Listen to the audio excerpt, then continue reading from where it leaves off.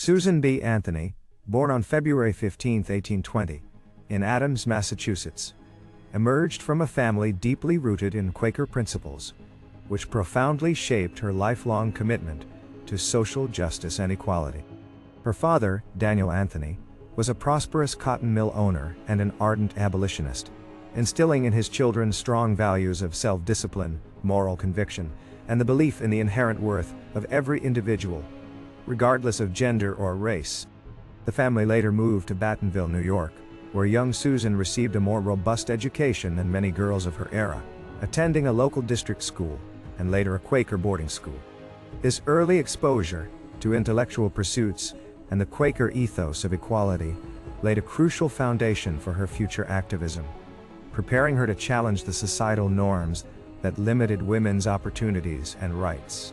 Following the Civil War, the ratification of the 14th and 15th Amendments, which granted suffrage to African American men, but explicitly excluded women, deeply disappointed Anthony and Stanton. They had hoped that women would be enfranchised alongside black men, but the political climate prioritized Negro suffrage. This led to a split within the women's rights movement, as Anthony and Stanton, unwilling to compromise on universal suffrage, formed the National Woman Suffrage Association (WSA) in 1869. They rejected the strategy of incremental progress and instead advocated for a federal amendment granting women the right to vote, employing bold tactics like the New Departure argument, claiming that the 14th Amendment already granted women citizenship, which implied voting rights. In a bold act of civil disobedience, Susan B. Anthony famously voted in the 1872 presidential election in Rochester, New York, asserting her belief that she already possessed the constitutional right to do so under the 14th Amendment. She was subsequently arrested, indicted, and tried for illegally casting a ballot. During her trial, which she used as a platform to articulate the injustices faced by women, the judge directed the jury to deliver a guilty verdict, effectively denying her the right to a fair trial. Though she was fined $100, Anthony adamantly refused to pay, declaring, "I shall never pay $1 of your unjust penalty." And the authorities, fearing an appeal to higher courts, chose not to pursue her further. Her defiant act and the ensuing public trial became a powerful symbol of the women's suffrage movement. Susan B. Anthony passed away on March 13, 1906, 14 years before the 19th Amendment, often called the Susan B. Anthony Amendment, was finally ratified in 1920, granting women the right to vote nationwide. Her relentless dedication, strategic leadership, and unwavering commitment to justice left an indelible mark on American society. She transformed the landscape of women's rights, demonstrating through her actions the power of individual conviction and organized advocacy. Anthony's legacy extends beyond the ballot box. She remains an enduring symbol of courage, resilience, and the fight for fundamental human rights, inspiring ongoing efforts for equality and social change around the world. For the remainder of her life, Susan B. Anthony continued her tireless work, traveling thousands of miles each year, delivering lectures, organizing conventions, and lobbying politicians.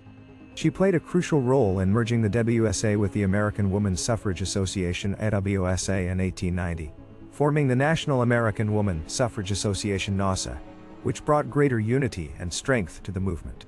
She also collaborated with Stanton and Matilda Jocelyn Gage on the Monumental History of Women's Suffrage, a multi-volume work that chronicled the movement's progress. Though she retired from the presidency of NAWSA in 1900, she remained an influential figure, guiding and inspiring a new generation of activists until her death.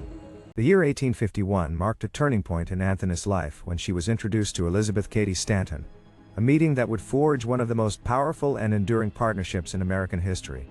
While Stanton, a brilliant writer and theorist, crafted the arguments and speeches, Anthony, an exceptional organizer and strategist, tirelessly traveled, lectured, and campaigned, bringing their shared vision for women's suffrage to countless audiences. Their collaboration was symbiotic, with Anthony often described as the Napoleon of the movement, focusing on the practical implementation of their goals, while Stanton provided the intellectual framework. Together, they relentlessly advocated for women's full legal and political equality, laying the groundwork for future generations of feminists.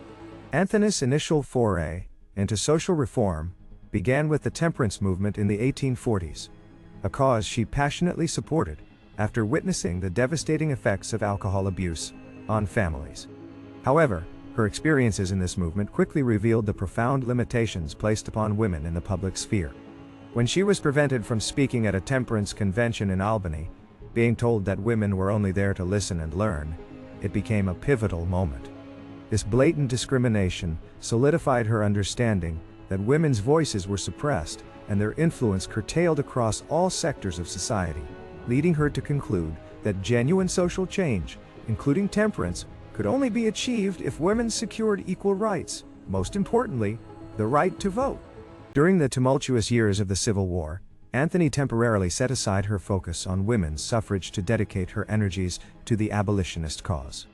Recognizing the inherent injustice of slavery, she, alongside Stanton, founded the Women's Loyal National League in 1863, which became the first national women's political organization in the United States. This league gathered an impressive 400,000 signatures on petitions advocating for the 13th Amendment to the Constitution, which abolished slavery. Their work demonstrated women's powerful capacity for political organization and their unwavering commitment to human rights, proving that they were not merely passive observers, but active participants in shaping the nation's destiny.